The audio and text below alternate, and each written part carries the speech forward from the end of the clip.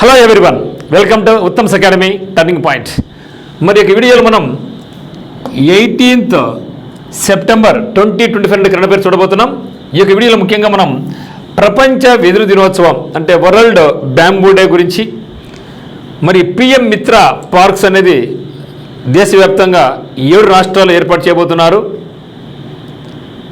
మరి ఇక 7 రాష్ట్రాలకు సంబంధించి ఇక పిఎం మిత్ర అనే పార్కును శంకుస్థాపన జరిగింది. ఎక్కడ శంకుస్థాపన చేశారు, మొత్తం ఇక పిఎం మిత్ర పార్క్స్ ఎక్కడెక్కడ, ఏ రాష్ట్రంలో, ఏ ప్రదేశంలో ఏర్పాటు చేయబోతున్నారు, దానివల్ల ఉపయోగం ఏంటి, ఎంతమందికి ఉద్యోగ ఉపాధి లభిస్తుంది, మరియు సుమన్ శక్తి చాట్ బోర్డ్ గురించి ఇక్కడ చర్చిస్తాం. మరియు ఇక మీదట ఈవీఎం బ్యాలెట్లపై కలర్ ఫోటోలు మనం చూస్తూ ఉన్నాం. SIR అనే పేరు చూస్తున్నాం. అంటే ఇది ముఖ్యంగా ఎలక్షన్ కమిషన్ సంబంధించి SIR మీద ప్రతిపక్షాలు ఎలక్షన్ కమిషన్ మీద అనేక టార్గెట్ చేస్తున్నాయి. ఇది మంచిది కాదు, ఇట్లా చెల్లించి అని చెప్తున్నాయి. మరి అవన్నీ కూడా దాని మీదట ఈవీఎం బ్యాలెట్లపై కలర్ ఫోటోలు ముద్రించాలనేసి మొట్టమొదటిసారిగా బీహార్ ఎలక్షన్స్లో ఇది ప్రతిపాదించబోతూ ఉన్నారు. ఇంతవరకు ఏమంటే బ్యాలెట్ మీద బ్లాక్ అండ్ వైట్ ఫొటోస్ ఉండేది. దానివల్ల మనం సరిగా వాళ్ళని కనుక్కోలేకపోయే వాళ్ళం. కొందరు కళ్ళు సరిగ్గా కనిపించకుండా ఎవరికి ఓటేయాలో తెలియకపోయేది. ఇక మీద అట్లా కాకుండా ప్రతి ఒక్క బ్యాలెట్ మీద కూడా కలర్ ఫోటోలు వస్తాయి. అక్కడ ఫాంట్ సైజు కూడా పెద్దదిగా ఉంటుంది. ప్రతి ఒక్కరికి ఒకే ఫాంట్తో వాళ్ళకి పేర్లు కూడా వస్తూ ఉన్నాయి. ఇది మాత్రం ఒక రెవల్యూషనరీ చెప్పొచ్చు. ఇది ఈ యొక్క ఫొటోస్, కలర్ ఫొటోస్ వచ్చేది మనకు బీహార్ నుంచి. సో బీహార్ ఎలక్షన్స్ నుంచి మనకి ఇది ఏర్పాటు కాబోతూ ఉంది. మరియు తొలిసారిగా వరల్డ్ నెంబర్ 1 క్రికెట్ రంగంలో వరుణ్ చక్రవర్తి తొలిసారిగా వరల్డ్ నెంబర్ 1 ర్యాంక్ సాధించాడు. మరి వరుణ్ చక్రవర్తితో పాటుగా భారతదేశంలో ఇంతకుముందు వరల్డ్ నెంబర్ 1గా ఏ క్రికెటర్ కూడా నిలబడ్డాడు. ఇవన్నీ కూడా ఇక్కడ గమనిస్తాం. ఎందుకంటే ఇది చాలా చాలా ఇంపార్టెంట్. ఇక మీద ప్రతి ఎగ్జామినేషన్లో కూడా కరెంట్ అఫైర్స్ పాత్ర బాగా పెరిగింది. కాబట్టి మనం కూడా ఆ రోజు కాకోకుండా ఎగ్జామ్ ముందు కాకోకుండా ప్రతిరోజు చూసుకుంటూ పోతేనే మనకు బాగుంటుందన్నమాట. మరి ఈరోజు ప్రశ్న ఏమంటే, సూర్యలంక బీచ్ ఫెస్టివల్ ఏ జిల్లాలో జరుగుతుంది? మరి మసూలా బీచ్ ఫెస్టివల్ కూడా మనకు మసూలా బీచ్ ఫెస్టివల్ అనేది మసూలా కాబట్టి మచిలీపట్నం గుర్తుపెట్టుకోండి, ఈజీగా గుర్తుంటుంది. చాలా చాలా ఇంపార్టెంట్ బిట్ ఇది. మసూలా బీచ్ ఫెస్టివల్ మచిలీపట్నంలో నిర్వహిస్తారు. అయితే మన క్వశ్చన్ ఏమంటే ఈరోజు ప్రశ్న, సూర్యలంక బీచ్ ఫెస్టివల్ ఏ జిల్లాలో నిర్వహిస్తారు? రెండో బిట్ ఏమంటే, ఫ్లెమింగో ఫెస్టివల్ ఏ జిల్లాలో నిర్వహిస్తారు? ఇది SSC ఎగ్జామ్స్లో కానీ, బ్యాంక్ ఎగ్జామ్స్లో కానీ, రైల్వేస్ ఎగ్జామ్స్లో కానీ చాలాసార్లు అడగడం జరిగింది. దాంతోపాటుగా మనకు APPSC నుంచి కానిస్టేబుల్స్ కానీ, SI సచివాలయ ఉద్యోగాలు, హైకోర్టు జాబ్స్, విధంగా అన్ని రకాల పోటీ పరీక్షలు కూడా ఎక్కడో ఒకసారి మాత్రం ఇక బిట్స్ అనేది టచ్ అయినాయి.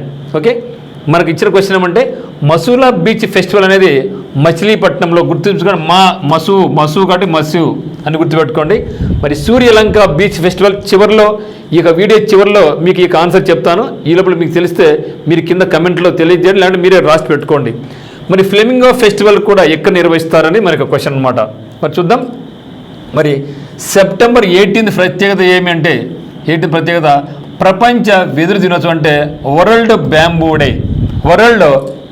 డే, ప్రపంచ వెదురు దినోత్సవం. సో సెప్టెంబర్ 18 ప్రత్యేకత ఏమంటే ప్రపంచ వెదురు దినోత్సవం, వరల్డ్ బ్యాంబూ డే.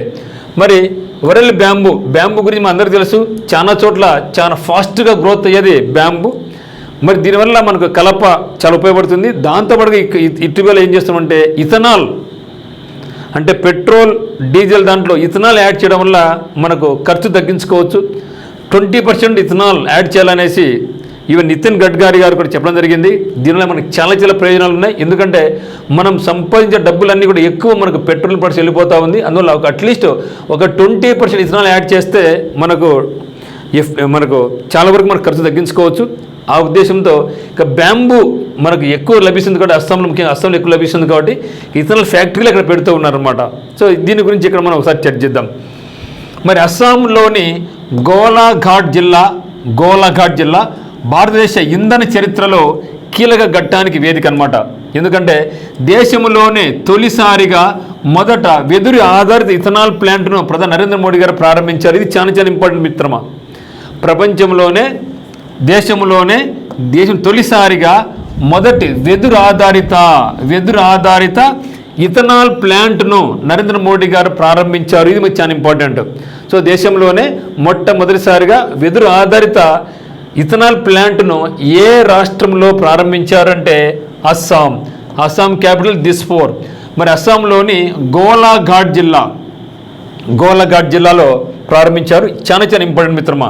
మరి ఇది 5,000 కోట్ల విలువైనటువంటి కర్మాగారానికి దేశీయ నుమా లిగడ్ రిఫైనరీ లిమిటెడ్, ఫిన్లాండ్కి చెందినటువంటి ఫోర్టమ్, చంపాలిన్ ఓవై సంస్థలు సంయుక్తంగా నెలకొల్పాయి. ఓకే, సంస్థ పేరు చూస్తే గోలాఘాట్లో Assam bio ethanol private limited అనమాట, ABL. Okay, Assam bio ethanol లిమిటెడ్ను ప్రారంభించింది. మరి PM మిత్రా పార్క్స్ అనేది చాలా ఇంపార్టెంట్. దేశంలోని 7 రాష్ట్రాల్లో 7 PM మిత్రా పార్క్స్ ఏర్పాటు చేయబోతున్నారు ప్రధాని నరేంద్ర మోడీ గారు. మరి ఆయన 70వ జన్మదినం సందర్భంగా, అంటే మనకి ఎప్పుడు ఇది సెప్టెంబర్ 18 కదా, సెప్టెంబర్ 17 మొత్తం 7 మిత్రా పార్క్స్ ఎప్పుడో చేయడం జరిగింది. ఇప్పుడు శంకుస్థాపన చేశారు. PM మిత్రా పార్కులకు నిర్మాణానికి శంకుస్థాపన చేయడం జరిగింది. మరి ఎక్కడెక్కడ ఉన్నాయని చూసినట్టయితే PM మిత్రా అంటే ఒకసారి చూద్దాం. PM Mitra, so prime minister mega, I అంటే ఇంటిగ్రేటెడ్, T అంటే టెక్స్టైల్, R అంటే రీజియన్, అండ్ A అంటే అపారెల్. అంటే PM మిత్రా అనేది అల్టిమేట్గా చెప్పండి, ఇది టెక్స్టైల్ పార్క్స్ అన్నమాట. గుర్తుపెట్టుకోండి. సో అడగచ్చు, PM మిత్రా అనేది ఈ క్రింది వాటిలో దేనికి సంబంధించింది అడగచ్చు. Textiles, PM prime minister, mega, integrated, textile, region and apparels. So దేశంలో మొట్టమొదటిగా ప్రధానమంత్రి mega integrated textile region apparel park నిర్మాణానికి శంకుస్థాపన ఎక్కడ చేసినారంటే మధ్యప్రదేశ్లోని తార్ జిల్లాలో. సో మధ్యప్రదేశ్లోని తార్, ఓకే మధ్యప్రదేశ్లోని దార్. మీరు ఒక డౌట్ అనమాట. సో తార్ ఎడారి ఉంది కదా మనకు, తార్ ఎడారి ఎక్కడ మనకు రాజస్థాన్లో ఉంది. ఇది తార్ కాదు, దార్ ఎడారి. ఓకే, దార్ ఇది. ఓకే, మధ్యప్రదేశ్లోని దార్ గుర్తుపెట్టు, మధ్యప్రదేశ్లోని దార్. సో డోంట్ తార్ అనుకోద్ది, దార్. ఎక్కడ మధ్యప్రదేశ్లోని దార్లో జిల్లాలో దీన్ని ప్రారంభించారు. మొత్తం 7 PM మిత్రా పార్క్స్ ఉంటే దానికి మొట్టమొదటి శంకుస్థాపన ఎక్కడ జరిగిందంటే మధ్యప్రదేశ్లోని దార్. ఓకే, సో మధ్యప్రదేశ్లోని దార్లో అన్ని కూడా ఇక్కడ మధ్యలో అన్ని ఇక్కడే ఉన్నాయి. ఇందులో ఏపీ లేదు, తెలంగాణకు ఉంది, తమిళనాడుకు ఉంది, కర్ణాటక కూడా ఉంది. మరి PM మిత్రా పార్క్లో భాగంగా 7 ప్రదేశాలను గుర్తించారు. అవి ఏంటంటే విరుదునగర్, తమిళనాడు. సో మొట్టమొదటిది విరుదునగర్, తమిళనాడు. రెండవది మన తెలుగు రాష్ట్రమైనటువంటి వరంగల్, తెలంగాణ. మూడవది ఎక్కడుందంటే నవసరి, గుజరాత్. నవసరి గ్రీన్ఫీల్డ్, గుజరాత్. 4 కల్లబురగి, కర్ణాటక. 5 దార్ ఇక్కడ మధ్యప్రదేశ్, వచ్చేసి మధ్యప్రదేశ్. 6 లక్నో వచ్చి ఉత్తరప్రదేశ్. 7 వచ్చేసి అమరావతి, ఆంధ్రప్రదేశ్ అమరావతి కాదండి, అమరావతి మహారాష్ట్ర. ఈ యొక్క 7 ప్రదేశాల్లో PM మిత్రా పార్క్స్ అన్ని కూడా గ్రీన్ ఫీల్డ్స్ అనమాట. Okay, green field Uttar Pradesh Lucknow, green field వచ్చేసి ఇక్కడ దార్ మహారాష్ట్ర, తెలంగాణ ఇది వచ్చి బ్రౌన్ ఫీల్డ్ అనమాట, ఇది వచ్చేసి మరి బ్రౌన్ ఫీల్డ్ వరంగల్, తమిళనాడు వచ్చేసి Virudhunagar green field, Karnataka Kalaburagi green field, Maharashtra Amravati brown field, then Gujarat Navsari green fields. ఇవన్నీ కూడా ఉన్నాయన్నమాట. మరి దీనివల్ల ఏంటి మనకు లాభం అంటే 2027-28 వరకు ఈ సంవత్సర కాలానికి 4,445 crores ఖర్చు పెట్టాలనేసి, 70,000 కోట్ల పెట్టుబడులు ఆకర్షించాలనేసి, 70,000 కోట్ల రూపాయలు ఆకర్షించాలనేసి, మరియు దాదాపుగా 20 లక్షల ప్రత్యక్ష మరియు పరోక్ష ఉద్యోగాలను సృష్టించాలి అనేసి లక్ష్యంగా పెట్టుకోవడం జరిగింది. ఏం చెప్తున్నాడు ఇక్కడ 2027-28 సంవత్సరానికి సంబంధించి 4,000 అంటే సింపుల్ పెట్టుకోండి, 4 అనుకోండి, +1 గుర్తుపెట్టుకోండి. ఇన్ని కోట్ల రూపాయలు ఖర్చు పెడతా ఉంది సెంట్రల్ గవర్నమెంట్. అంటే ఇది ఎందుకు ఖర్చు పెడతా ఉందంటే దీన్ని 4,440 crores మొత్తం మన యొక్క లక్ష్యం ఏమంటే 70,000 కోట్ల పెట్టుబడులు దీనిలో ఆకర్షించాలి అనేసి, అంటే ప్రైవేటు వాళ్ళు 70,000 కోట్ల వరకు ఇక్కడ పెట్టుబడి పెట్టాలి అనేసి, దాంతోపాటుగా 20 లక్షల మందికి ప్రత్యక్షంగా కానీ పరోక్షంగా కానీ ఉపాధి కల్పించాలి. అంటే చైనాలో ఏ విధంగా అయితే ప్రతి ఒక్కరికి పని కల్పించారో అదేవిధంగా ఇక్కడ కూడా 20 లక్షల మందికి ఈ యొక్క టెక్స్టైల్ ఇండస్ట్రీలో మనం ఉద్యోగాలు కల్పిస్తే మనం మిగతా దేశాలకు ఎక్స్పోర్ట్ చేసుకోవచ్చు. మన దేశంలో కూడా మనం చాలామందికి తక్కువ రేటుకే మనకి బట్టలు సరఫరా చేయొచ్చు అన్నమాట. మరి నరేంద్ర మోడీ గారి జన్మదినం సందర్భంగా ప్రారంభ కార్యకలాపాలు ఏమి జరిగినాయంటే దేశంలో మొట్టమొదటి ప్రధానమంత్రి mega integrated textile regions apparel PM మిత్ర మరియు ఈ నిర్మాణానికి ప్రధాని మోదీ శంకుస్థాపన చేయడం జరిగింది. అలాగే స్వస్థ నారీ స్వస్థ పరివార్ ఇదేమిది ఓకే స్వస్థ నారీ స్వశక్తి పరివార్ను కూడా ప్రారంభించారు. ఇది ఎందుకంటే దేశవ్యాప్తంగా ఉన్నటువంటి మహిళలకు పిల్లలకు ఆరోగ్య సంరక్షణ ఆరోగ్య సంరక్షణ 17వ తేదీ నుంచి అక్టోబర్ 2వ తేదీ వరకు దేశవ్యాప్తంగా ఇది నిర్వహిస్తారన్నమాట. అంటే వాళ్ళ ఏమైనా లోపాలు ఉన్నాయా, జన సంబంధ లోపాలు కానీ, బ్లడ్ టెస్టులు చేయడం కానీ ఇవన్నీ కూడా అంటే దేశంలో మహిళలందరికీ కూడా వాళ్ళకు ఆరోగ్య సంరక్షణ మీద చేస్తున్నట్టుగా ఓకే స్వస్థ నారీ స్వశక్తి పరివార్ను అదే మాదిరిగా రాష్ట్రీయ పోషణ అభియాన్ కార్యక్రమాన్ని కూడా నరేంద్ర మోడీ గారు తన యొక్క జన్మదిన సందర్భంగా ప్రారంభించడం జరిగింది. మరి పిఎం మిత్ర పార్కులో భాగంగా తెలంగాణ, మధ్యప్రదేశ్, గుజరాత్, కర్ణాటక, ఉత్తరప్రదేశ్, మహారాష్ట్రలో ప్రపంచ స్థాయి టెక్స్టైల్స్ తయారీ కేంద్రాలు స్థాపించబోతున్నారు. చూసారా, ప్రపంచ స్థాయి. ఇటీవల కాలంలో భారతదేశం మిగతా దేశాలతో అంటే ఈ ఆల్మోస్ట్ చైనాతో కానీ అమెరికాతో కానీ అంత పోటీ పడకపోయినా కూడా ఇప్పుడైతే మాత్రం ఇప్పుడిప్పుడే మన దేశం కూడా డెవలప్ కాబోతూ ఉంది. అన్ని రంగాలు కూడా ముఖ్యంగా స్పేస్ రంగం అయితేనేమి, టెక్స్టైల్ రంగం అయితేనేమి, మిజైల్స్ రంగం అయితేనేమి, అంటే డిఫెన్స్ సిస్టమ్ పరంగా అయితేనేమి, అంటే చాలా వరకు మనం మేక్ ఇన్ ఇండియాలో భాగంగా మనమే సొంతంగా తయారు చేసుకుంటూ చాలా దేశాలకు మనం ఇప్పుడు ఎక్స్పోర్ట్ కూడా చేస్తున్నాం. ఒకప్పుడు అన్ని ఆయుధాలను దిగుమతి చేసుకునే వాళ్ళం, ఇప్పుడు కొన్ని రకాల మిజైల్స్ కానీ డిఫెన్స్ వెపన్స్ కానీ మన మిగతా దేశాలకు మనం ఎక్స్పోర్ట్ కూడా చేస్తూ ఉన్నాం.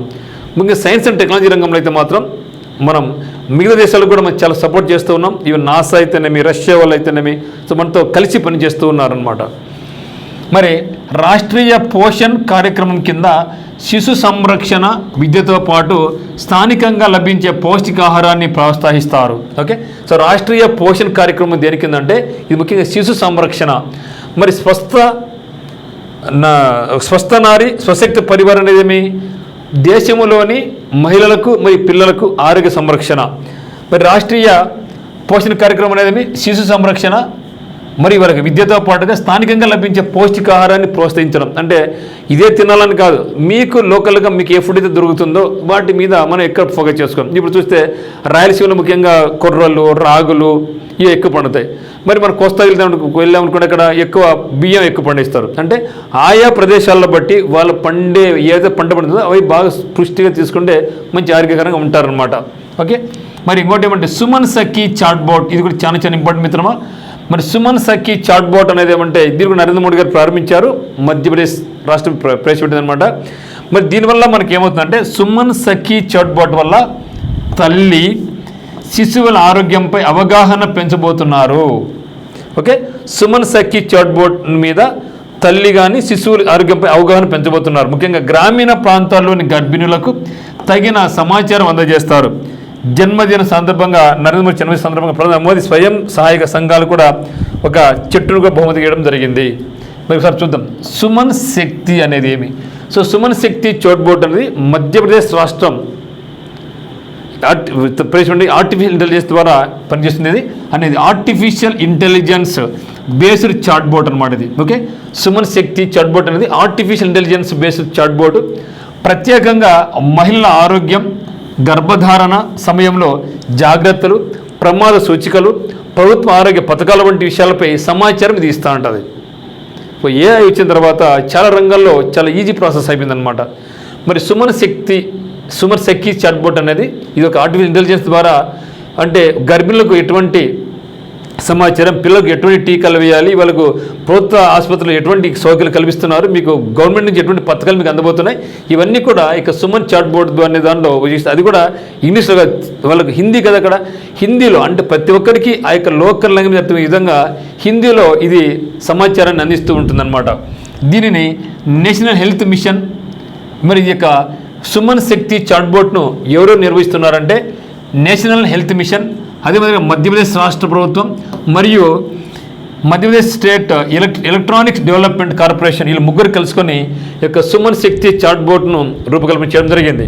సాధారణంగా ఇది వాట్సాప్ ద్వారా అందుబాటులో ఉంటుంది. ఇంకేం కావాలా, ఇటీవల కాలం ప్రతి ఒక్కరికి కూడా తెలుసు వాట్సాప్ అనేది. సో వాట్సాప్ ద్వారా కూడా ఈ యొక్క సేవలు మనకి ఇది అందిస్తుంది అనమాట.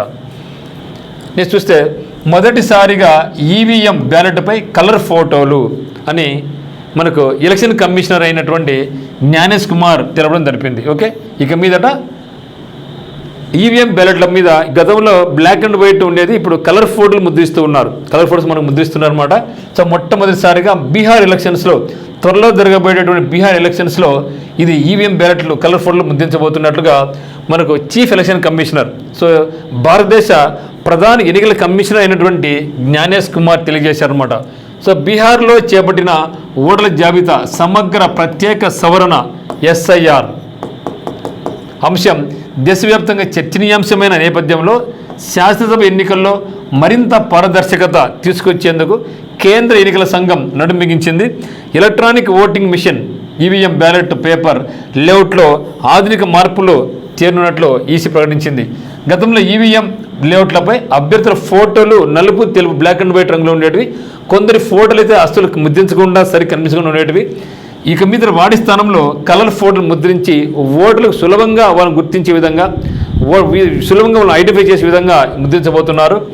ఫోటో కోసం కేటాయించిన మొత్తం ప్రదేశంలో 3/4, సో మొత్తం ఇది ఫోటో అనుకోండి, ఈ ఫోటో దాదాపు ఇంతవరకు మొత్తం ఫోటోనే ఉంటుంది. అంటే 3/4 అంటే ఫోటో కూడా బాగా సరిగా కనిపించే విధంగా, అందరికీ కనిపించే విధంగా 3/4 అంటే ఏ ప్రదేశం ఉందో ఆ ప్రదేశం 3/4 భాగం వరకు ఫోటో వ్యక్తి ఫోటోనే ఉంటుందన్నమాట. సో సైజులో ఫోటో పెద్దగా కనిపించనుంది. దీంతో కంటి సమస్యలు ఉన్న ఓటర్లు సైతం తమ అభ్యర్థి ముఖాన్ని స్పష్టంగా చూశాకే ఓటు వేసుకునే వెసులుబాటు ఇక్కడ మనం కల్పించబోతున్నారు అనమాట. నెక్స్ట్ ఏం కొత్తగా మార్పులు వచ్చే దీంట్లో అంటే అభ్యర్థి సీరియల్ నెంబర్తో పాటుగా ఎవరికి ఓటు వేయబోమంటే NOTA, NOTA, none of the above అనే దాన్ని కూడా none of the above NOTA అనే ఆప్షన్ సైతం పెద్ద సైజులో ఉండి, మీకు ఒక నచ్చకపోతే అభ్యర్థికి మనం ఏం చేసుకోవచ్చు, నోటాకు ఓటు వేయచ్చు. అది కూడా పెద్దది కనిపిస్తుంది. ఇక మీదట NOTA, none of the above అనేది కూడా పెద్ద అభ్యర్థి సీరియల్ నెంబర్తో పాటుగా ఎవరికి ఓటు వేయబో అనేది కూడా అందరికీ కనిపించే విధంగా అందరికీ ఈక్వల్ ఇంపార్టెన్స్ ఇవ్వబోతున్నారు. మరి అంతర్జాతీయ భారతీయుల అంకెల విధానమైన లక్షలు, కోట్లు వంటి వాటిని సైతం ఉపయోగించనున్నారు. ఈ అంకెలను 30 నెంబర్ ఫాంట్ సైజులో ముద్రిస్తారు. ఓకే, సో పెద్దగా బాగా ముద్రిస్తారు అన్నమాట. ఇంకోటి ఏమంటే స్పష్టంగా కనిపించేందుకు మందంగా బోల్డ్లో ప్రింట్ చేస్తారు. సో బోల్డ్ లెటర్స్ బాగా అందరికీ సులభంగా అర్థం విధంగా బోల్డ్ లెటర్స్లో, అంటే చిన్నగా బోల్డ్ లెటర్స్ ఒకరు ఉపయోగించబోతున్నారు. అభ్యర్థులందరికీ పేర్లు ఒకే పరిమాణంలో కనిపించేలా ఒకే నెంబర్ ఫాంట్ సైజును ఉపయోగించనున్నారు. నోటాకు సైతం ఇదే వర్తించనుంది. లిపి అంటే ఫాంట్ రకాలు వేరు కాకుండా ఒకే రకం ఫాంట్ ఉపయోగిస్తారు. అంటే ప్రతి ఒక్క అభ్యర్థి కూడా ఒకే రకమైన ఫాంట్ ఉంటుంది, ఒకే రకమైన సైజు ఉంటుంది, ఒకే రకమైన బోల్డ్ లెటర్స్ అందరికీ కూడా కామన్గా, ఈ నోటాకు కూడా అదే సైజులో ఇక్కడ ఉండబోతూ ఉందన్నమాట. మరి చదరపు మీటర్కు 70 గ్రాముల బరువు ఉండే 70 GSM గ్రేడ్ పేపర్ను కూడా ఉపయోగిస్తున్నారు. అంటే 70 GSM బాగా లావుగా మందంగా బాగుంటుంది అనమాట. సో 70 గ్రాముల బరువు కూడా ఉంటుంది. 70 GSM ఈవీఎం బ్యాలెట్ పేపర్ ముద్రణ కోసం ఉపయోగిస్తారు. శాసనసభ ఎన్నికల కోసం ప్రత్యేకంగా గులాబీ రంగు పేపర్ ఉపయోగిస్తారు. ఇది ఇంపార్టెంట్ మిత్రమా, గతంలో అడిగారు అనమాట. సో శాసనసభ ఎన్నికలకు ఎలక్షన్ కమిషన్ ఏ రంగు పేపర్ ఉపయోగిస్తుంది అని అడిగారు మిత్రులు చాలాసార్లు. శాసనసభకు ఒక కలర్ ఉంటుంది, లోక్సభకు ఒక కలర్ ఉంటుంది, కానీ శాసనసభలో ఉపయోగించే కలర్ పేరు ఏమంటే గులాబీ రంగు. సో గులాబీ రంగు పేపర్ను ఉపయోగించబోతున్నారు. దీనికి శాసనసభ ఎలక్షన్స్ కోసం ఎలక్షన్ కమిషన్ ఏ పేపర్ ఉపయోగిస్తుంది అంటే గులాబీ రంగు పేపర్ ఉపయోగిస్తుంది. మరి కొత్తగా ఎన్ని గ్రాముల వరకు పేపర్ మందం ఉండబోతుందంటే 70 గ్రాముల బరువు ఉంటుంది. మరి GSM ఎంత, 70 GSM బరువు ఉంటుంది. బ్యాలెట్ అనేది 70 గ్రాముల బరువుతో పాటుగా 70 GSM పేపర్ను ఉపయోగించబోతున్నారు. మరి శాసనసభ ఎన్నికల కోసం ప్రత్యేకంగా గులాబీ రంగు పేపర్ను ఉపయోగిస్తున్నారు. అందులోనూ పింక్, రెడ్, గ్రీన్లను ప్రత్యేకంగా వాడుతున్నారు. సో బీహార్లోనే తొలిసారిగా ఈ కొత్త నిబంధనలను అమల్లోకి తెస్తున్నారు. సో మొట్టమొదటిసారిగా ఈ నిబంధనలు అన్నీ కూడా బీహార్ ఎలక్షన్స్లోనే తీసుకురాబోతున్నారు. ఇది మనకు చాలా ఇంపార్టెంట్. అంటే ఈ యొక్క 70 GSM 70 గ్రాములు, తర్వాత ఈ యొక్క కొత్త పెద్ద పెద్ద ఫాంటు, అభ్యర్థుల ఫోటోలు, కలర్ ఫోటో, ఇవన్నీ కూడా ఎక్కడ ఏ ఎలక్షన్స్ ప్రారంభించారు. ఇది ఎందుకు స్ట్రాటజీకి అయిపోతుంది అనమాట. సో మొట్టమొదటిగా కలర్ ఫోటోలు ఇలా ఈ యొక్క బ్యాలెట్ పేపర్ మీద ఏ ఎలక్షన్ ఉపయోగించారని మనకు స్ట్రాటజికంగా అయిపోతుంది అనమాట. ఇప్పుడు కరెంట్ అఫైర్ 2-3 మంత్స్ పోతే అది స్ట్రాటజీగా గుర్తుంటుంది అనమాట. నెక్స్ట్ తొలిసారిగా వరల్డ్ నెంబర్ 1గా వరుణ్ చక్రవర్తి. సో క్రికెటర్ వరుణ్ చక్రవర్తి మొట్టమొదటిసారిగా తనకి కెరియర్లో వరల్డ్ నెంబర్ 1 ర్యాంక్ సాధించాడు. ఐసీసీ ప్రకటించిన ర్యాంకులో వరల్డ్ నెంబర్ 1 ర్యాంకులో ఉంది వరుణ్ చక్రవర్తి పేరు. సో వరుణ్ చక్రవర్తి. సో భారత మిస్టరీ స్పిన్నర్ వరుణ్ చక్రవర్తి అంతర్జాతీయ క్రికెట్ మండలి ఐసీసీ T20 ర్యాంకింగ్లో అగ్రస్థానాన్ని అందుకున్నాడు.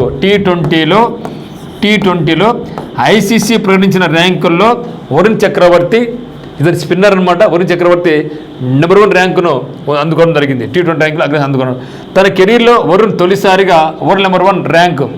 ఓకే, అంటే దానికి పాయింట్స్ 733 పాయింట్స్ అనమాట. ఇటీవల వీడు నిలకడైనటువంటి ప్రదర్శనతో పాటుగా 3 స్థానాలు ఎగబాకి శిఖరానికి చేరిన వరుణ్ టీమిండియా తరపున గతంలో బూమ్రా, రవి బిష్ణోయ్ తర్వాత ఈ ఘనత సాధించిన 3వ బౌలర్. అంటే బౌలర్ రంగును చూస్తే ఇంతవరకు ఇద్దరికి మాత్రమే నెంబర్ 1 పొజిషన్ అందుకోవడం జరిగింది. అందులో ఒకరు వచ్చేసి బూమ్రా, రెండో వచ్చేసి రవి బిష్ణోయ్. ఆ తర్వాత ఈ యొక్క బౌలింగ్లో వచ్చిన వ్యక్తి ఎవరంటే వరుణ్ చక్రవర్తి. అంటే ఓకే, మరి ఈ ఘనత 3వ బౌలర్గా ఇప్పటి వరకు అగ్రస్థానంలో ఉన్న జాకబ్ డఫీ న్యూజిలాండ్ 2వ స్థానానికి పడిపోయగా అఖిల్ హోసిన్ వెస్టిండీస్కు 3వ స్థానంలో కొనసాగుతున్నారు అనమాట. అంటే మొట్టమొదటి మన గత్రం చాలా ఇంపార్టెంట్. సో ఈ యొక్క బౌలింగ్లో ఇంతవరకు ఇద్దరికి మాత్రం వచ్చింది మన దేశం తరఫున బుమ్రా, ఒకటి రవి బిష్ణోయ్. ఆ తర్వాత ఘనత సాధించినటువంటి గొప్ప వ్యక్తి ఎవరంటే వరుణ్ చక్రవర్తి. బౌలింగ్ రంగంలో నెంబర్ 1 పొజిషన్లో ఇప్పుడు కొనసాగుతూ ఉన్నాడు అనమాట. ఓకే, మరి టాప్ 10లో భారత్ నుంచి రవి బిష్ణోయ్ 10వ స్థానం కూడా ఉన్నాడు. గతంలో 1వ స్థానం ఉంది రవి బిష్ణోయ్, ఇప్పుడు 1వ స్థానం ఉంది. T20 బ్యాటర్ల జాబితాలో భారత ఓపెనర్ అభిషేక్, ఓకే ఇది బ్యాటర్లు చూసుకుంటే భారత ఓపెనర్ అభిషేక్ శర్మ తన అగ్రస్థానాన్ని మరింత పటిష్ట చేసుకున్నాడు. సో బౌలింగ్ పరంగా ఎత్తుకుంటే మనకి ఎవరు వరుణ్ చక్రవర్తి, మరి బ్యాటర్ పరంగా ఎత్తుకుంటే మనకు అభిషేక్ శర్మ. మరి తాజా బ్యాట్ ర్యాంకింగ్స్లో తిలక్ వర్మ 2 నుంచి 4వ ర్యాంకు పడిపోవడం జరిగింది. భారత కెప్టెన్ సూర్యకుమార్ 6 నుంచి 7కు పడిపోయిన టాప్ 10లోనే కొనసాగుతూ ఉన్నారు. ఇది మనకు చాలా ఇంపార్టెంట్ బిట్గా మనం భావించాలి. మరి చూస్తే ఇప్పుడు మనం చూసిన ఫస్ట్లో మరి ఈరోజు బిట్ ఏం చెప్పినా మీకు ఈరోజు ప్రశ్నలో భాగంగా ఒకసారి డిస్కస్ చేద్దాం మిత్రమా. మరి సూర్యలంక ఏం చెప్పినాం, మసూలా బీచ్ ఫెస్టివల్ ఎక్కడ జరుపుకుంటారంటే ఏం చెప్పినాం, మచిలీపట్నం. మరి సూర్యలంక బీచ్ ఫెస్టివల్ ఎక్కడ జరుపుకుంటారు, ఇది మనకి ఇంపార్టెంట్. తెలిసిందా, కాకినాడనా? ఓకే, ఒకసారి చూడండి మిత్రమా. మరి మీరు ఏం పెట్టారు ఒకసారి చూడండి మిత్రం. ఇప్పుడు నీకు ఒక్కటి ఆన్సర్ చెప్తాను. మరి ఇది మనకు చాలా ఇంపార్టెంట్ అనమాట, చాలా ఇంపార్టెంట్. ఓకే, సూర్యలంక బీచ్ ఫెస్టివల్ను ఆంధ్రప్రదేశ్లోని ఏ జిల్లాలో నిర్వహిస్తారంటే బాపట్ల జిల్లా. చాలామంది కాకినాడ జిల్లా అనుకుంటూ ఉంటారు, అది కన్ఫ్యూజ్ అవుతూ ఉంటారు. ఇది చాలామంది మిస్టేక్ చేస్తుంటారు, కాదు. Okay, so Suryalanka beach festival ఎక్కడంటే బాపట్ల. బాపట్ల జిల్లా. ఒకటి ఏం చెప్పినాం, 3 క్వశ్చన్లు కదా. ఒకటి